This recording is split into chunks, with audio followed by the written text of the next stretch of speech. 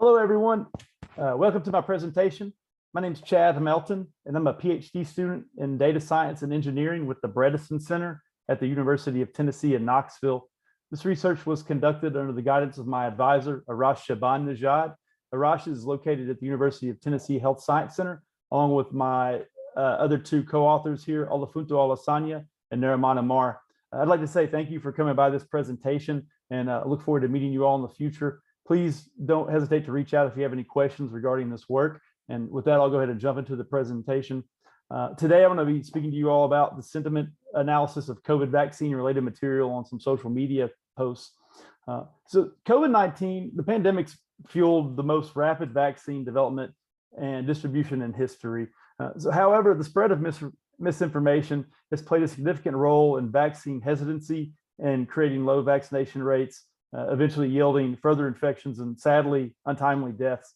So we think that textual data obtained from social media platforms could facilitate quick and inexpensive public sentiment analyses for public health surveillance needs.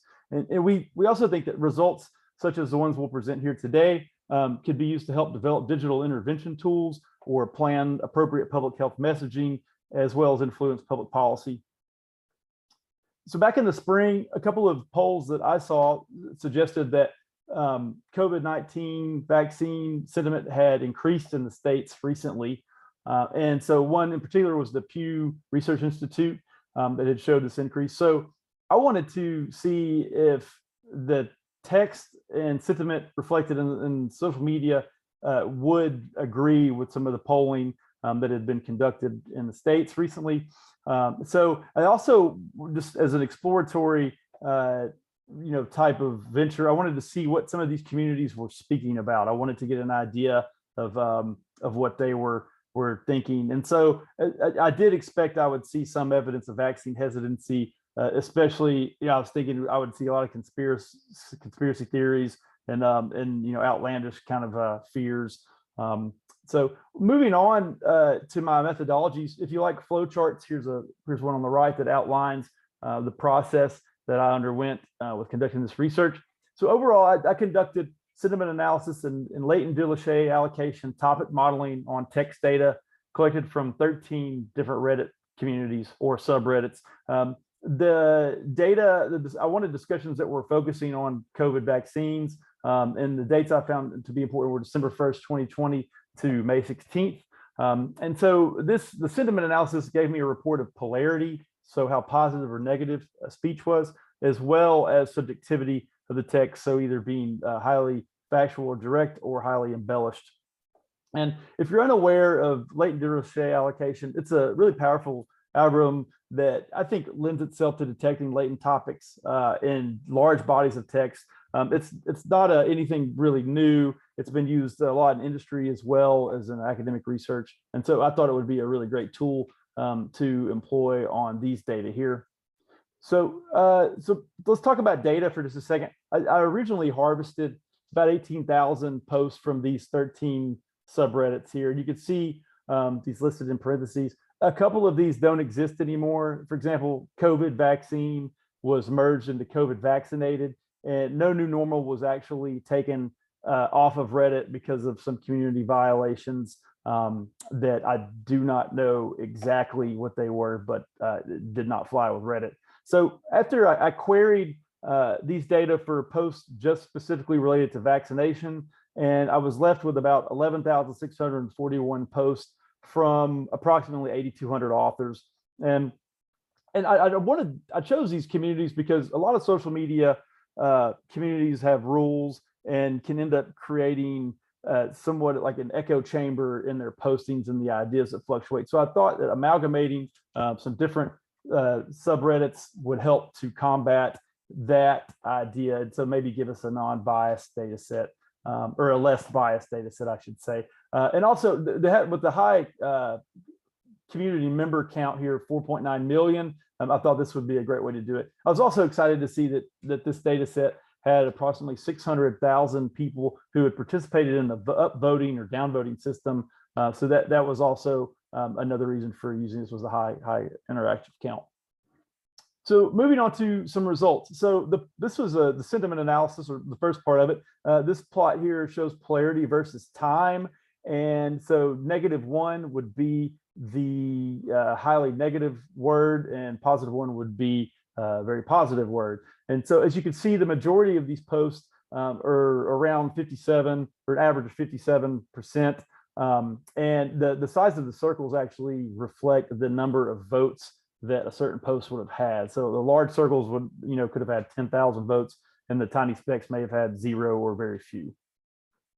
So this is the subjectivity results, as you see, 0 being highly direct, or some would say factual, where 1 would be the most embellished. As you see, these appear to be somewhat normally distributed, and they don't really change over time, same as the polarity.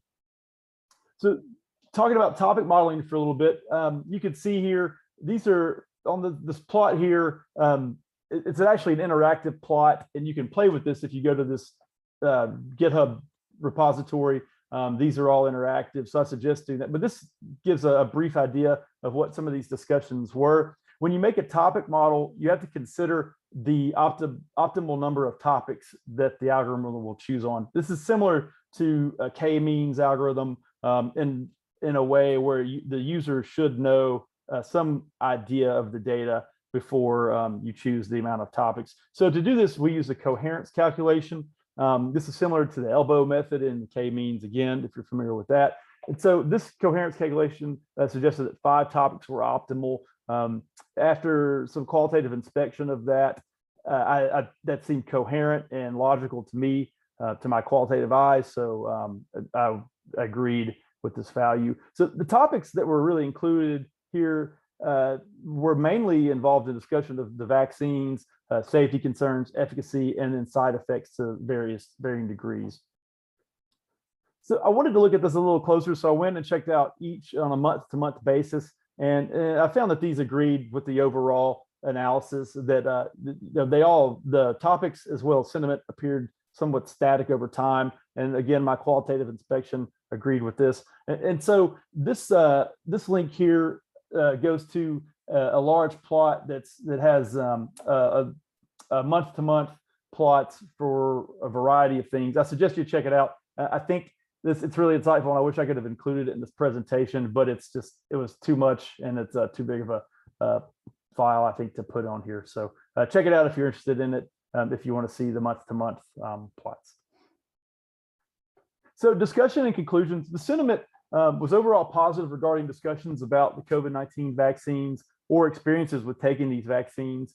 Keywords and the topics were detected that indicate some hesitancy amongst these users. And I think although these results are positive, no significant change has been detectable over time, at least in the time frame in question in this study. And the vaccine side effects are really mainly were discussed mainly much more frequently than outlandish conspiracy theories, although there was some mention of some of the classic autism conspiracy theories or nanobots, but they're very rare. They weren't included all that much, which was good to see. And so I think that those will help guide us to the future. And so some of our future work, these results are some of the first ones of an ongoing study to explore this vaccine-related content on social media with the focus on identifying, and we really want to combat misinformation at the core of it. And so to do this, we're currently working on a few different things. One mentionable one, we're going to conduct a network graph analysis along with the semantic qualitative analysis on portions of these data after augmenting the data set to reflect current times. And then we also need to look at the user counts, considering a couple of these subreddits were merged or deleted. And so we really expect these future results to contribute to development of a personalized, high impact digital intervention system that can go in and recognize a type of misinformation and then provide evidence-based compensation, or point a user towards evidence-based conversations. And with that, please feel free to contact me if you have any questions. Here's my email. Here's a link to a paper that we published. When I originally submitted this to MedInfo, we had only just done a kind of a proof of concept just on a few subreddits. So these results actually reflect the full data set here. So you can see we just put this in the Journal of Public Infection or Journal of Infection and Public Health. So with that, thank you so much. Nice to meet you all. Take care.